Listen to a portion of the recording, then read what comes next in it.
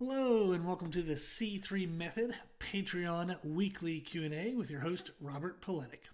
Our goal is to educate you on everything health and fitness related with a clear, concise, and customized approach. We want you to know what you need to know and how to apply it in a way that fits you best. So this is the weekly Q&A for Patreon for the week of June 16th. If you'd like to be able to submit questions for this Q&A video, you can do so by becoming a member on our Patreon service. You can go to patreon.com/C3 method, and the 3 is spelled out T-H-R-E-E, so C-T-H-R-E-E method. There you go. You can also find us on YouTube and Instagram on C3 Method. And if you want to go to our website to see what services we offer and find our podcast and all the other features, it's c3method.com. Awesome. Let's get into this week's questions. As usual, we're going to start with nutrition. The first question is, what are your thoughts on the anabolic window for post-workout recovery and growth? This is a topic that is near and dear to me. So the anabolic window, if you don't know, it refers to the time frame after a workout. Most notably, anabolic window and the workout would be related to muscle growth. So you'll hear this term anabolic window in relation to muscle building, so bodybuilding, or if anyone's goal is building muscle, that's typically where you hear of the anabolic window. But we can also think of it as like a maximal recovery and adaptation window. And it's referring to the timing of when you have post-workout nutrition. And that nutrition might be whole food, it might be a protein shake. There's a lot of debate as to what is the best type of nutrition source post-workout, and then what is the right timing. And that's the window, is referring to how soon after the workout should you consume calories in order to promote optimal recovery and positive adaptation. The reason why I said it was near and dear to my heart is this is the topic I chose for my master's. When I was doing my master's in nutrition, we did a thesis, which was a culminating project after the whole time of doing the program. Is I did a 50-page paper that included over 200 research articles, like peer-reviewed research articles, discussing this concept of the anabolic window. What are the right nutrients in regards to protein, and does carbs help, not help, fats help, not help? So how much protein, what type of protein, should we have carbs, should we not have carbs, should we have fats, should we not have fats, and then what is the right timing for after the workout? So there is the general answer, and then there's all the fun little nuancy specifics. The general answer is as soon after a workout that you can get protein into your system, the better. There are better sources of protein than others. In general, you would want something that digests as quickly as possible. And most commonly, that's going to be whey protein isolate is typically the best recommendation. So whey protein is spelled W-H-E-Y. It's a type of protein that you'll see like in protein powders and supplements. The other type would be casein protein, and it's more of a slower digesting protein.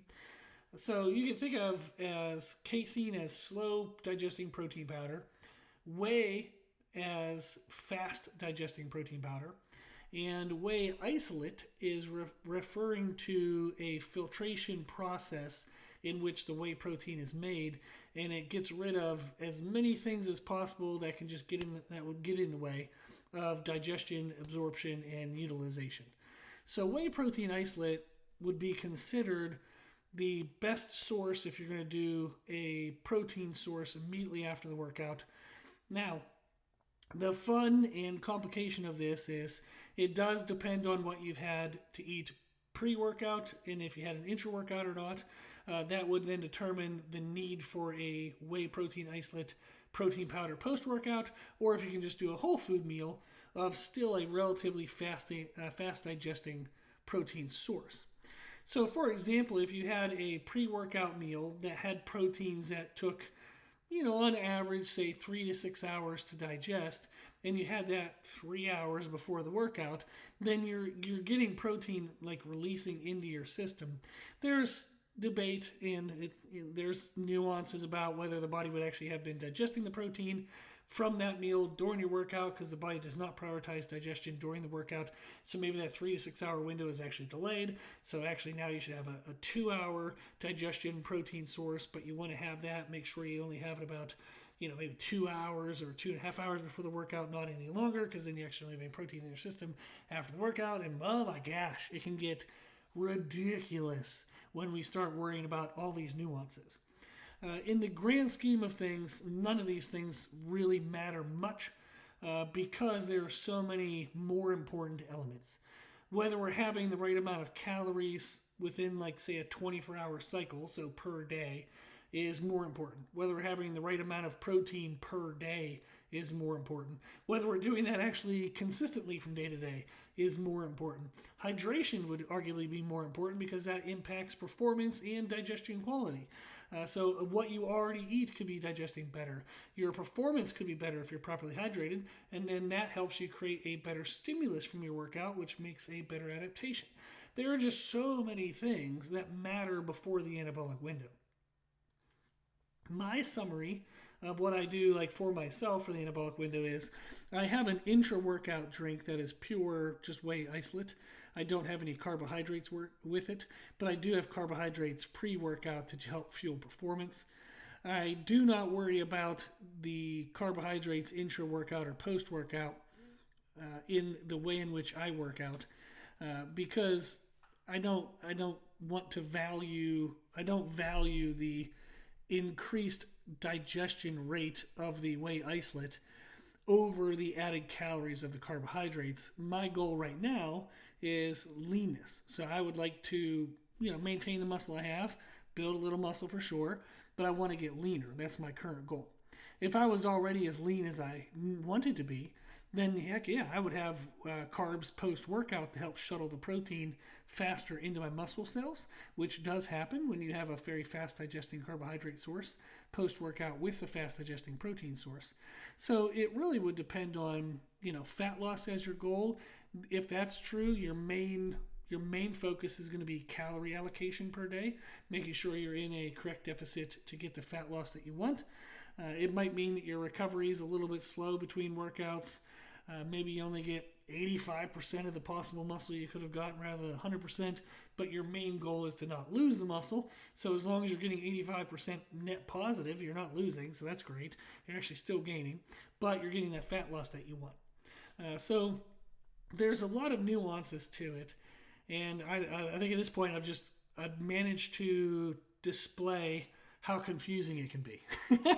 So I don't think I've simplified anything. I think I've just helped you better understand how confusing this is. In the grand scheme of things, we want to have some food in our body, some fuel in our machine before we work out. We want to stay hydrated during the workout, and then post-workout, get food in as quickly as you can so the body can start to recover and repair. So that's essentially the main focal points. Is before the workout, you're just trying to make sure you have some fuel in the system so the machine can run well. During the workout, you want to remain hydrated so the machine can run well. And then post-workout, you want to get some food in as quickly as you can so that way the machine can repair itself and run well the next time. So the timing of when you can eat would more so determine what you eat. Let's say, for example, I'm post-workout and it's going to be 2 or 3 hours before I can get a whole food meal in. I really wouldn't want to do my workout and then wait 2 or 3 hours to give my body anything to start to repair and recover with. I would want to get something in a little faster. So I could do a whey protein isolate. That's a quick, just a powder, mix a little bit with water, drink it, and you're done in 2 minutes, less than that. And then you have something in your system, and then you can get to your whole food meal 2 or 3 hours later.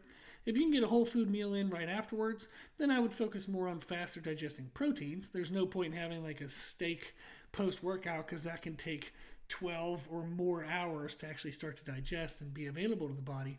So we want to focus on lean proteins, and that can be protein powder. It can be things like eggs, cottage cheese, Greek yogurt, white fish, lean meats.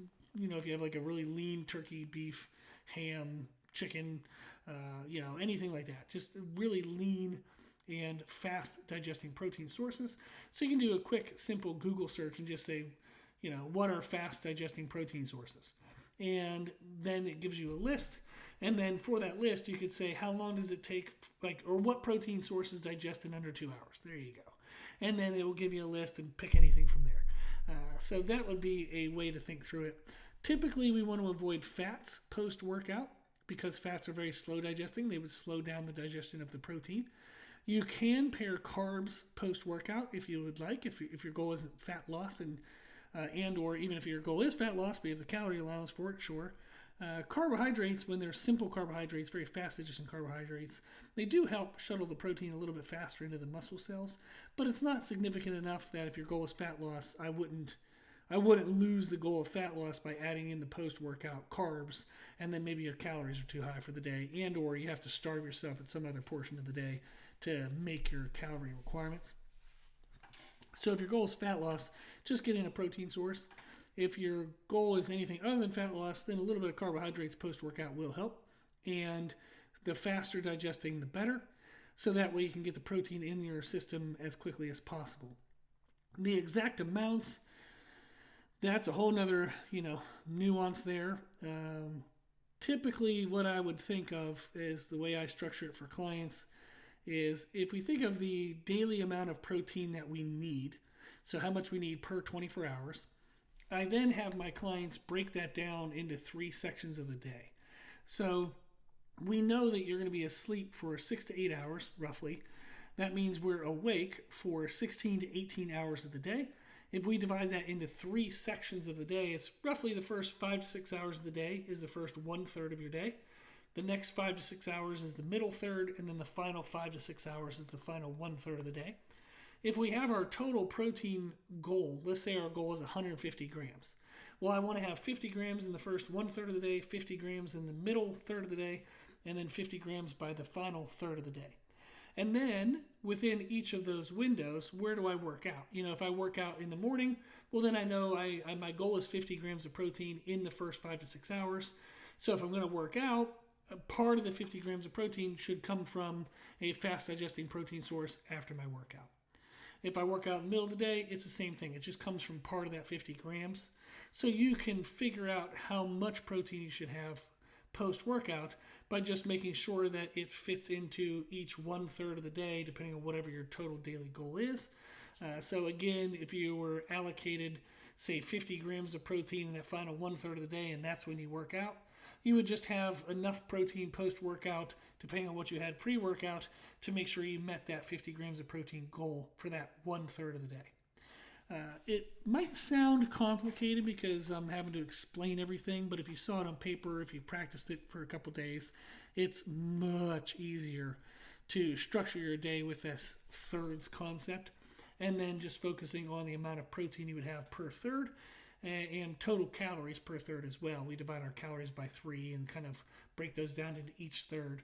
And that kind of gives you an idea of how much protein you should have and then how many carbohydrates you should have.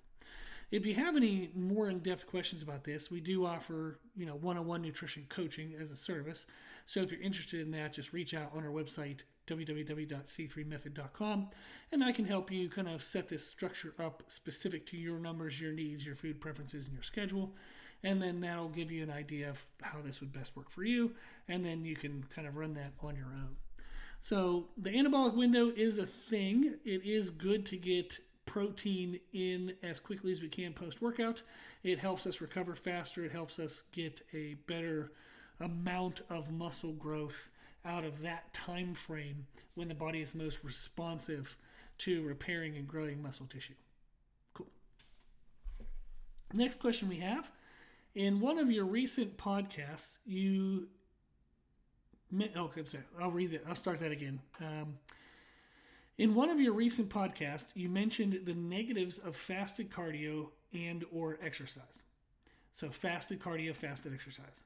However, I was watching a day in the life video of a professional bodybuilder, and he said that he does fasted cardio every morning, even in his off season, in order to boost daily hunger and increase his fluid intake. I understand that most things in life come with pros and cons. Well, hell yeah, okay. Woo! I'm glad we're starting there. I was wondering if my goal is to build muscle while staying as lean as possible and doing so in the healthiest way for longevity. Those are fun to balance. Do you think the pros and cons balance would favor fasted cardio, or would you still be opposed to it? Awesome. Fun question.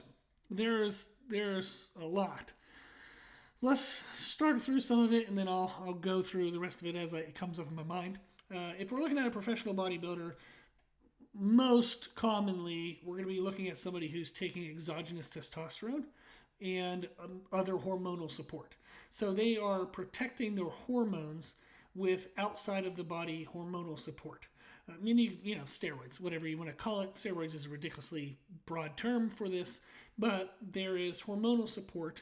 And this is like TRT. If somebody's taking testosterone replacement therapy, and that could be for women or men, they might be taking hormonal replacement therapy, so HRT, whatever. If we're taking hormonal support that comes from outside of our body, fasted cardio doesn't have as much of a negative impact. Part of the reason why fasted cardio does have a negative impact is its negative impact on our natural hormone production. And this would be related to the intensity and duration of the cardio. If you're talking about just 20 minutes on a 5% incline on a treadmill for a walking pace, you're just existing. That's not really actually exercise. There's plenty to unpack with what I'm about to say, but I've taught a lot of community classes on nutrition. And often people ask about exercise, and one of the things they'll ask is about walking. And walking is just a human function. It's something that our bodies can do. And for a certain amount of steps per day, really walking is just existing. Like if I'm going to get up off the couch and walk to, the bathroom, and then I go to the bathroom, and then I walk back to the couch and sit down to watch TV, I didn't exercise. Walking to the bathroom and back was not exercise. Walking within normal lifetime, life activities, really isn't exercise, meaning that it's not placing our body in some crazy stressful state.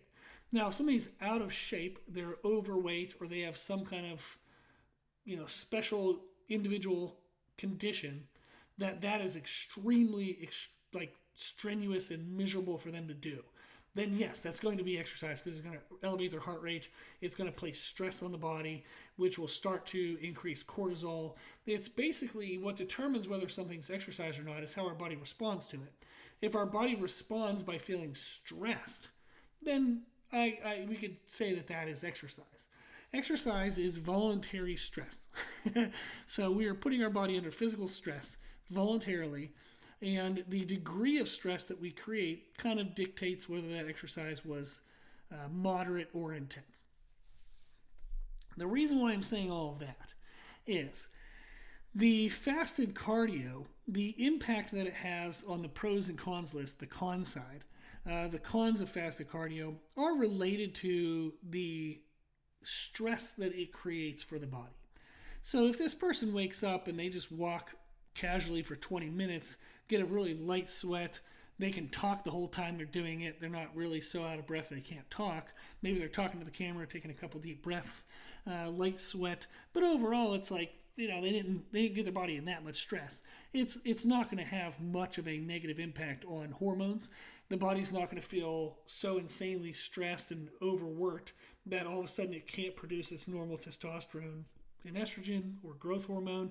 It's not going to feel so stressed and overworked that it starts to ramp up cortisol production, which is very negative for fat loss and sleep quality and anxiety and stress. So if it's a light form of cardio, and for them, that reminds them, it kind of gets them thirsty. They start drinking a little bit of fluid at the beginning of the day, and then that gives them in a good rhythm to get, by the end of the day, all the water they need. So especially professional bodybuilders, the bigger the person is, the more muscle tissue they have, the more fluid they need. So they might need, upwards of over 1 gallon of fluid a day, 1.5 gallons, maybe even 2 gallons a day. So for them to get to that amount by the end of the day, they got to start early. And if one of the ways for them to start early is a low intensity fasted cardio, then they could do that. One of the things to note, though, is whether that's fasted or not doesn't matter. It's just whether it made them thirsty. So they might be doing it fasted, but that's not necessary. They could be doing a protein shake beforehand. They could have had breakfast beforehand. The fasted component isn't necessary for the thirst. So if you want to do cardio to create thirst, to help you drink more fluid, it doesn't have to be fasted. You just have to do cardio, do something that makes you thirsty.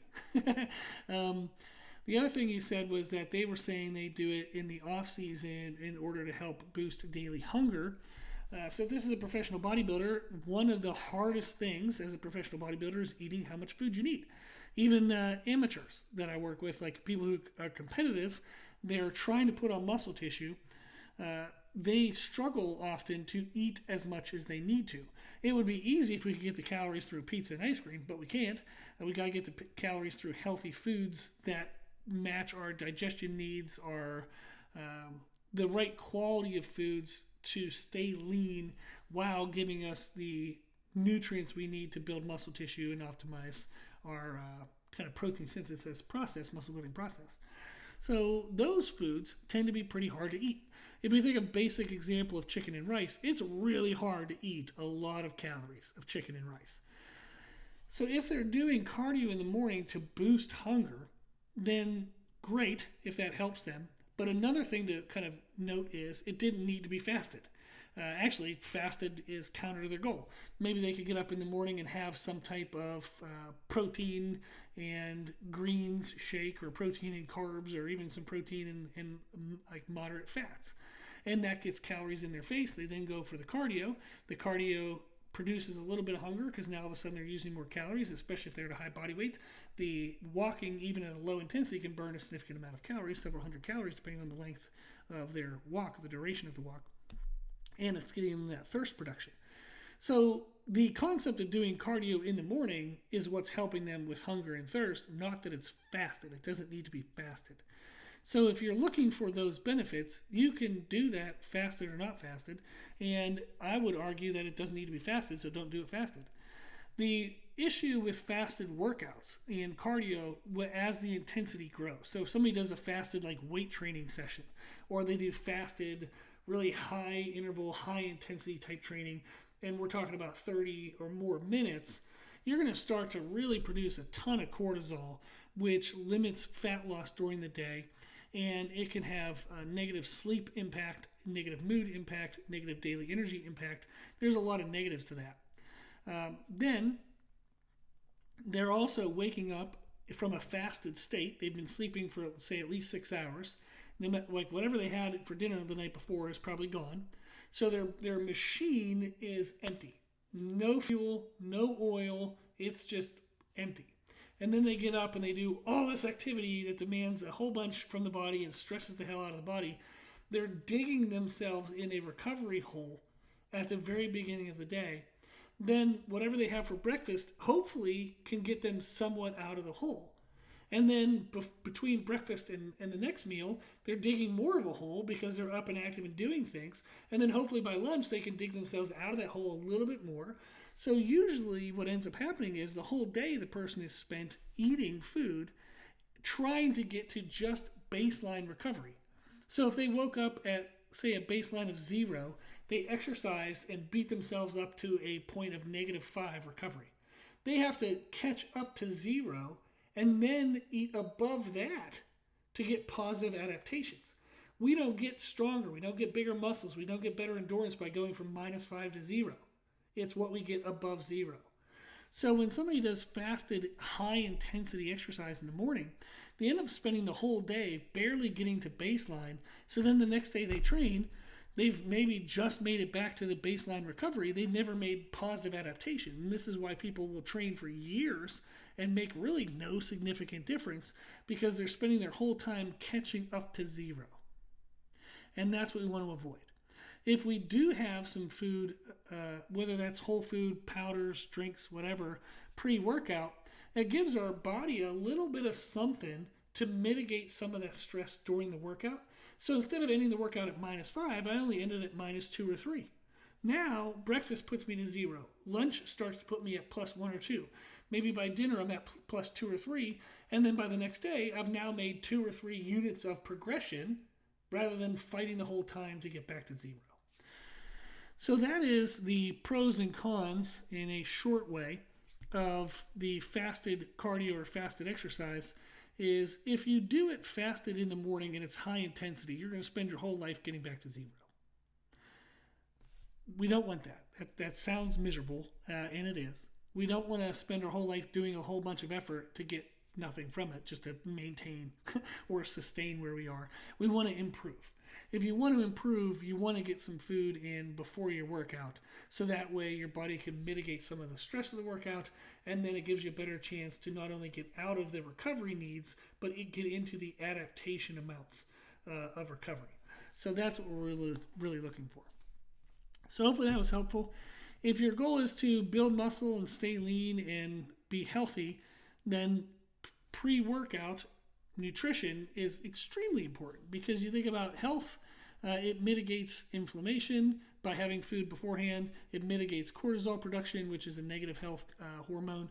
There's a lot of negative things health-wise about fasted exercise, high-intensity fasted exercise. So having something beforehand not only helps the muscle growth, it does help fat loss because it keeps cortisol levels low, and it will help longevity because it helps reduce inflammation, reduce joint stress. It helps actually repair the joints better over time. So you're just going to have a better, well-run machine. Nobody would run a machine, without any oil in it. Our bodies will run without fuel, which stinks, because it causes a lot of negative components to us. It's helpful in some ways for fat loss in certain conditions and blah, blah, blah. But in a sense, we would never run a machine without having proper fuel and oil in it. If you want the machine to run the longest as possible, you do regular maintenance, correct? So we want to do regular maintenance for our body. Fasting is not regular maintenance. That's ignoring your body and not giving it what it needs. Cool. Next question we have is training. If I'm doing cardio to burn body fat, is it true that I should focus on zone 2 cardio to optimize fat being burned for fuel, as opposed to using carbohydrates as the main fuel source? Okay, so when I used to teach at the university level, I taught for over 7 years. I taught exercise physiology labs and weight training classes and all that fun stuff. We did do testing on treadmills for athletes, where you could actually test and see the fuel source that the person was using at what level of intensity of cardio. So really fun stuff. And you could see that at certain like heart rates, so beats per minute, there's a certain level of intensity that the body can sustain the activity, but it'll use a higher percentage of fat compared to carbohydrates than at other intensities. This gets misconstrued all the time as being the best way to use cardio for fat loss. The better answer is, if you're using cardio for fat loss, you've already made a mistake. So we should not use cardio for fat loss. Let me clean that up a little bit. But cardio for fat loss is insanely inefficient. Insanely inefficient. It is much, much, much, much, much more efficient to track our calories and ensure that we have a caloric deficit that is needed to match the rate of fat loss that we want. And then our daily activity, meaning exercise or walking, step count, whatever. Well, step count is very similar to zone 2 cardio, because zone 2 cardio is a very moderate intensity level. So walking at a brisk pace for most people will put them at zone 2 cardio. If you're more physically fit, you might have to get into a low jog. But for most people, a brisk walk will put them in zone 2 cardio. You just don't burn a lot of calories. I mean, you can walk for 30 minutes, 60 minutes, and maybe burn 150, 250 calories, depending on your body weight. You can actually go online and do a calories burned calculator search, and then type in walking, type in brisk, say 2.8 or 3 miles an hour, and type in your body weight, and it'll tell you how many calories you burn in a given amount of time, say 30 minutes, 45 minutes, 60 minutes, whatever. It's depressingly low. It's very low. We do not burn a lot of calories through walking, and that would be related to zone 2 cardio. We don't burn a lot of calories through zone 2 cardio. So it's better to monitor our nutrition, how much we're eating, to match the caloric deficit we need. And then if we do extra activity like weight training, or if we do zone 2 cardio type walking or extra, you can just use that as like an extra insurance for more fat loss that day. Maybe you only have to eat into like a 300 calorie deficit, but you can burn 150 calories through walking. So really your net calorie deficit is 450. But that's not highly accurate either, because every single day changes a little bit about how active we are, inactive we are, how many step counts we get like outside of our exercise. So maybe you had a very busy day and you had 5,000 steps, and then you went for a walk and the walk was 3,000 steps, and you count your 3,000 steps as your zone 2 cardio. But maybe you had another day where you're sitting answering emails all day and you didn't even make 1,000 step count by the end of the day, but you went for your walk and you got your 3,000 steps in. Well, that's actually only 4,000 that day. So you would think like, oh, on both days I had my 3,000 step count exercise. Yeah, but there's an enormous difference when we're active versus inactive in other ways that would influence how much of a calorie deficit we're actually in. You could even get more nuanced and talk about thermic effect of food. And certain foods require more calories to break down than other foods. So if you had a day of eating oats, sweet potatoes, and more high thermic effect of foods, but then the next day you ate very low thermic effect of foods, your calorie difference can be different even if it doesn't show up on, like, say, a calorie tracker. There are a lot of variances and kind of quote-unquote uncontrollables. It's not uncontrollables as much as just unawares. We're unaware of certain things that can vary from day to day to day to day to day. So it doesn't mean we shouldn't track anything and we're all doomed. It just means that track what we can and don't overcomplicate things, and aim for consistency over time as the driver for progress rather than nuanced numbers every single day. What I find is that people who typically tend to over-focus on daily numbers tend to then have horrible trending consistency over time. So they'll be like, oh, I hit this day, or I didn't hit this day, or this day, or this day. But then when you look over the string of days, they have insanely highs and lows. Whereas if you look at people and they're like, hey, I'm just going to track these 2 or 3 things. I'm going to do that every single day, and I'm going to do that for 2 months. They tend to do way better. They're much more consistent. So if we're looking at zone 2 cardio for fat loss, it really doesn't matter much whether it's zone 2, zone 1, zone 3, zone 77, whatever. I would control your caloric intake via food and make sure you have a deficit that you want as like the minimum amount of deficit, and then use exercise as you can to kind of push the deficits on extra days if you can from there. So the calories burned during exercise is more important than whether the calories came from fats or carbs. And most notably is because anytime you would eat in excess, your body's going to replace whatever was lost anyhow for body fat, whether it does that via carbs or fats. There's tracers and research they've done that can prove that the majority of dietary body fat, it comes from dietary fat, but then it's the amount of carbohydrates you have that spare the dietary fat to be stored or not. So both carbs and fats come into play when you think about burning body fat and whether that body fat is then replaced. So calories burned per exercise, like regardless of the intensity, regardless of the fuel source used, is more important to be tracking as part of a daily deficit rather than whether you're utilizing specifically carbs versus fats during that exercise. Okay, a lot of detail in there, but hopefully that was helpful. Next question. I'm getting ready to change my training focus from strength and muscle mass to maintaining my strength but pushing harder into fat loss. I have been following your functional athleticism program, workout structure. I was wondering what changes, if any, you would make from that structure if you were switching from strength and mass to strength and fat loss. In general, so it's most helpful for everybody watching this video, there isn't much change that I make in clients' programs, whether we're switching from a period of time of growth into a period of time of fat loss. Part of the reason why is what you did to grow muscle is usually a really good thing to do to maintain muscle. Some of the variance, though, is maybe we'll use a little more supersets and circuits than we used to, but we wouldn't want to be so out of breath and doing so many more movements that now I can't maintain the weight that I would typically perform on the movements. So, for example, let's just make a basic workout for the auditory and if you're watching this on YouTube, visual purpose of what I'm talking about. Let's say you're doing so it's functional athleticism. You do some warm-ups.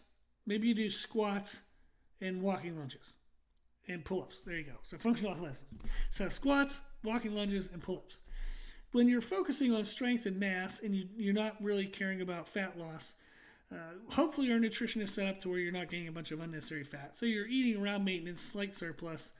You might do the squats on their own with like 3 to 5 minute breaks so you can really maximize the weight load that you can use during those sets. Then you do the walking lunges. Maybe you do those on your own because you're out of breath and you're still recovering from the squats. And then you do the pull-ups.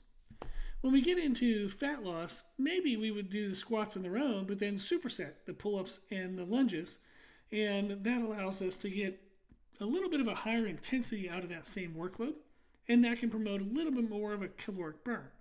But similar to the question with cardio, zone 2 cardio, we're not really looking to burn calories in our workouts. What we're looking to do in our workouts is to stimulate strength, stimulate muscle, so that way our body maintains strength and maintains muscle while we eat in a caloric deficit. So if our goal is fat loss, I'm going to eat in a deficit, not train to create the deficit. There's a difference. I'm going to eat for the deficit, not train for the deficit. So then my training focus is how can I maintain intensity and weight loads as best as I possibly can to maintain strength and muscle mass while I'm in a deficit. So really the nutrition is what changes. It drives whether we're increasing strength and mass, maybe we have a slight surplus, and it drives fat loss. So it drives the use of body fat as fuel. But our training is maintaining the strength that we have and the muscle that we have. So we still want to use strength building and muscle building structures in our training, because if that's what built it, that's what's going to keep it. One of the biggest mistakes people can make is to start to change their training into lighter weight loads and just higher reps. What happens then is you certainly lose strength expression. You're going to then lose a little bit of the neurological, like CNS strength-based. So things that used to feel heavy, used to not feel heavy, are now going to start to feel really heavy as you get further and further away from performing them. So we want to maintain weight loads. We want to maintain our typical intensities as much as we can, and then just eat in a deficit to create the fat loss. So I don't change much in training.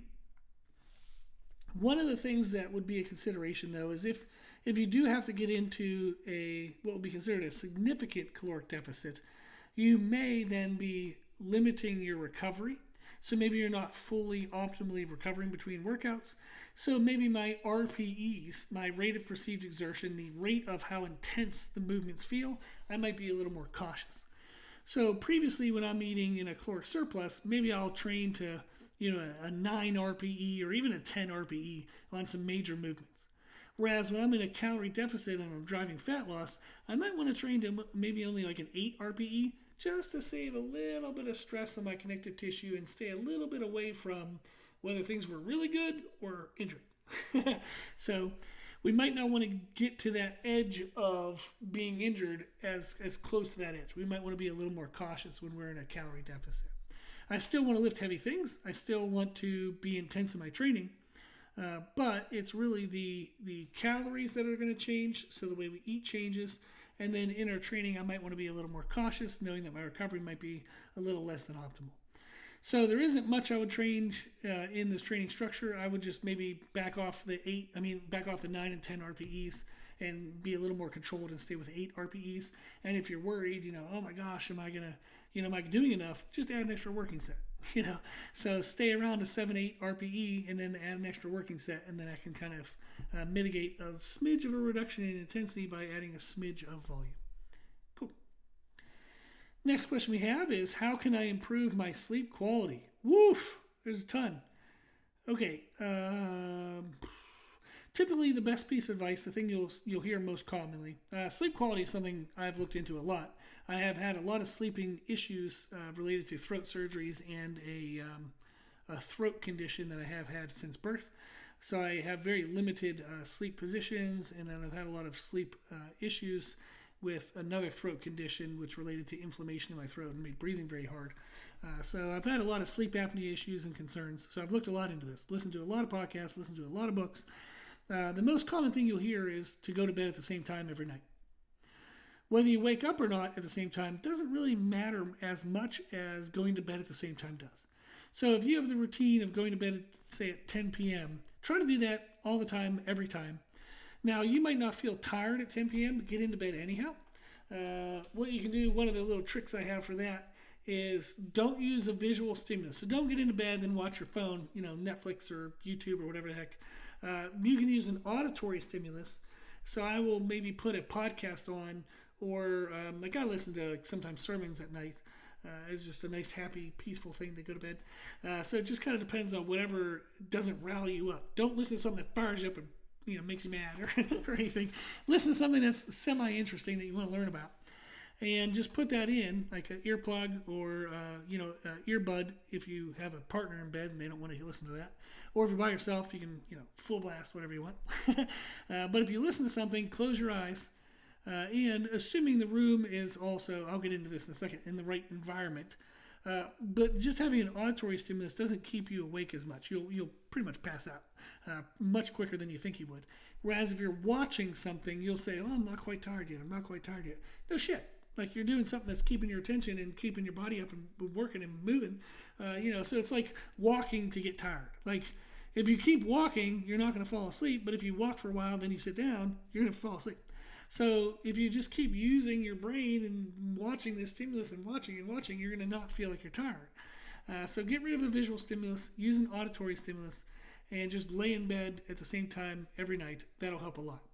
Now, the environment in which you want to go to bed. You do want to have the temperature a little bit lower than, like, say, this is going to sound funny, have the temperature a little lower than room temperature. So whatever a normal temperature for you is, when it's not hot, it's not cool, just normal, have it a little cooler than that. Studies have shown that actually helps us fall asleep.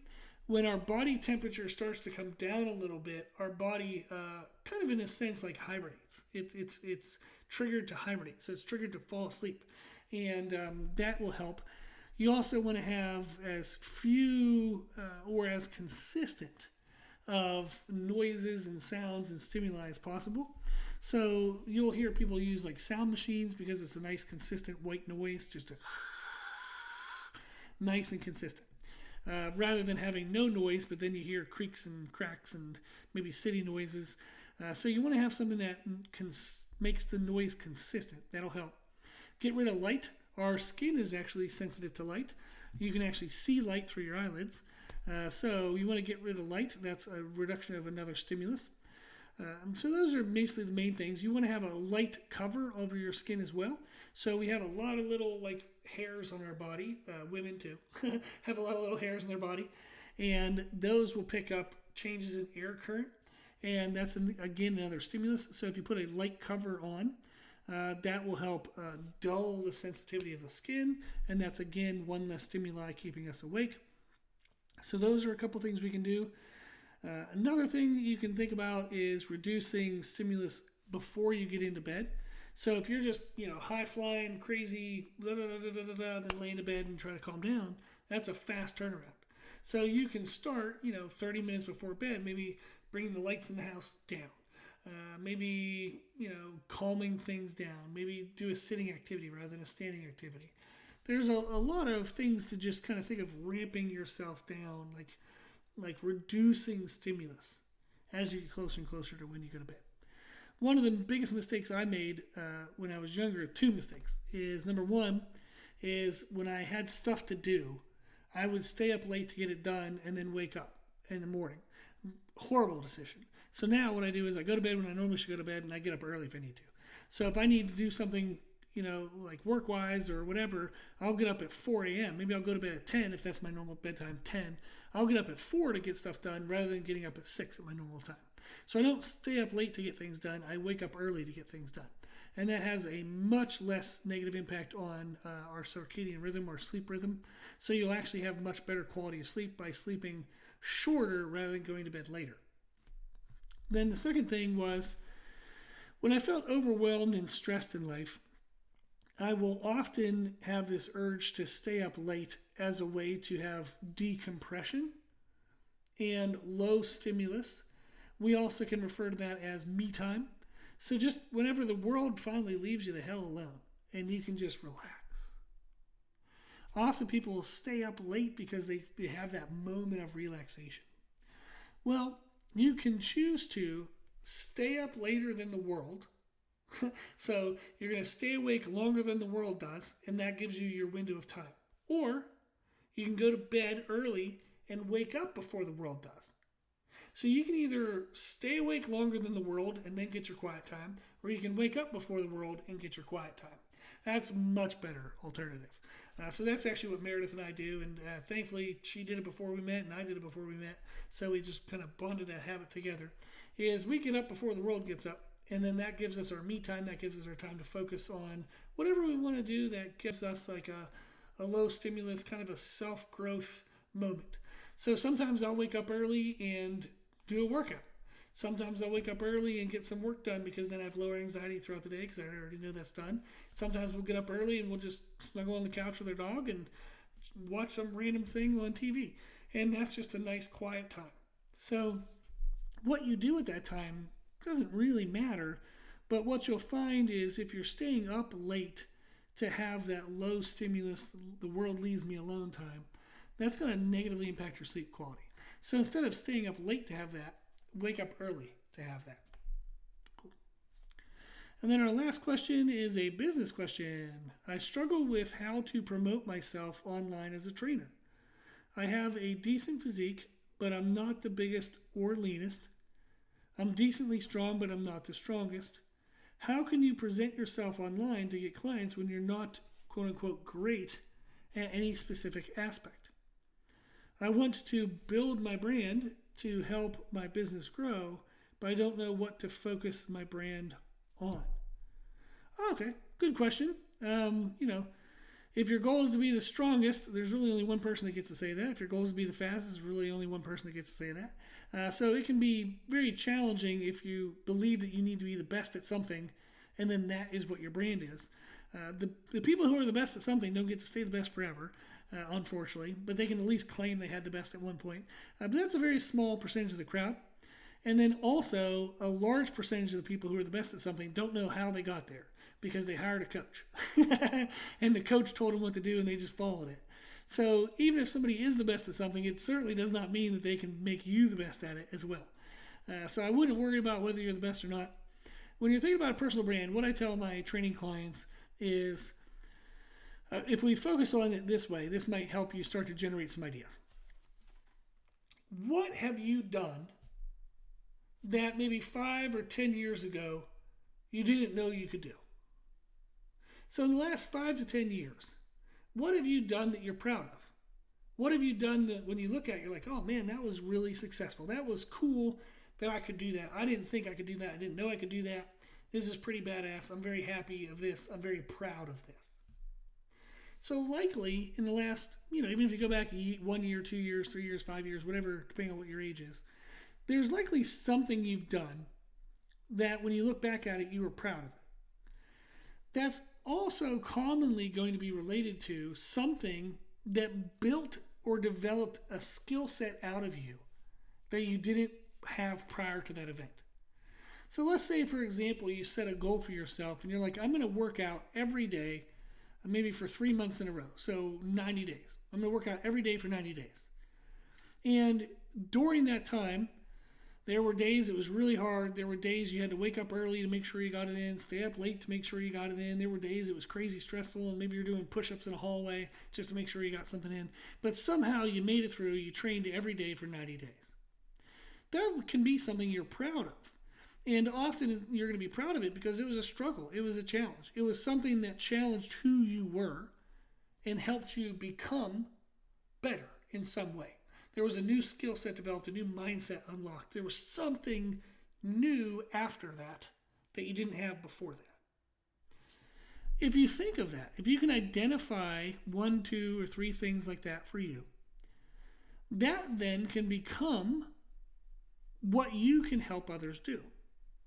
So if you had to develop the ability to be consistent with exercise, that's a pretty damn good skill. And a lot of people need that. A lot of people struggle with consistency with exercise. A lot of people struggle with consistency with nutrition. So maybe you had ways in which you applied it to exercise. But if you think through it, you can say, oh, wow, if I take this concept, I can become more consistent with my nutrition. Maybe I can even become more consistent with finances, with relationships, with other aspects of life. So now you have this thing that you did, this skill that you developed, or this mindset you developed, and then that can become your brand. That can become what you help others do. Because there will be other people who haven't gone through what you've gone through yet. And they're going to need that skill set. They're going to need that mindset to get to where you are. Even if you're not the greatest at something, if you've done anything that's better than where they are, they could use you to help. Like they could use your knowledge. They could use your experience to help them. So that can become your brand. That can become what you focus on. I think of, as I was talking, I was thinking of one of my clients. She's actually freaking amazing at damn near everything she does. So she is arguably the greatest in certain ways. If you look at, if she knows who she is, as I'm talking about her, I think that's going to be okay. So she's a powerlifter. She set some crazy good records, and she's also done really well in some other sports as well. If I think about that for her, is she is great at many things. Is she the greatest at any one individual thing? Arguably no.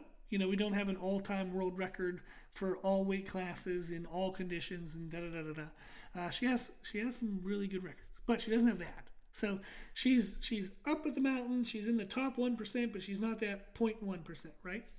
So she might think, okay, well, if I'm not that 0.1, what can I do? Like, how can I teach people? Well, she's freaking awesome. But what has made her awesome is consistency. So even with having a family life, even with having multiple jobs, even with having the chaos of just what happens in life over 10 plus years, she's been consistent with training and she's been consistent with nutrition. Has she been perfect with either one of those? Hell no. No one has. But she's been consistent enough to go from a good athlete to a great athlete, and from a great athlete to a freaking elite athlete. So what she can focus on is, hey, mothers, if you want to be able to prioritize your health, but you still have family and kids and things, these are the things I do to make sure I get my food in. These are the things I do to make sure I get my training in. When I make a mistake in this way, this is the adjustment I make. When I make a mistake in this way, this is the adjustment I make. And then that's what she's going to present in her social media content, and that could be her brand. Is, yeah, I'm a really great athlete. I'm an elite athlete, but I'm still a mom. I'm still somebody who has multiple jobs. I'm still somebody who has to endure the chaos and craziness of life. And in those ways, I can relate to you. But by being the great elite athlete, I can also show you somebody that you want to be. So in some ways, I am you, and in some ways, I'm the future you. Here are the things that I do that have gotten me to where I am. So if you do these things, you can get closer to where I am. That would be a great way to position yourself in business, is to say, these are the ways I relate to you. These are the ways that I have maybe achieved something that you have yet to achieve. And then this is what I did to get there. If you can present the this is what I did to get there part as a service, as a product, that can become your brand. And that can become how you not only make money, but how you actually give back to the world and help people. And that is going to give you a much more satisfying feeling than just making money. Money is nice and fun and helps with a lot of things. But being able to make the money while helping people is just the best of the best, right? So that's the balance we want. So that would be my feedback, is think of what you've done in your life that has grown you as a person. And then think of how you can use what you've grown through, the skills you developed, the mindset you developed, to teach that to others so they can grow in a similar way. Cool. Okay, I think that's everything. So we covered all the questions. And again, if you have any questions, if you want to be able to submit them for the Q&A, you can join our Patreon community. It's, again, patreon.com/C3 method. The 3 is spelled out T-H-R-E-E, so C-T-H-R-E-E method. You can also visit us on our website at c3method.com. You can reach out at my email, which is c3method@gmail.com.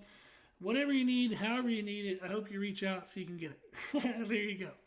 Well, as always, I hope this was helpful, and thank you for listening.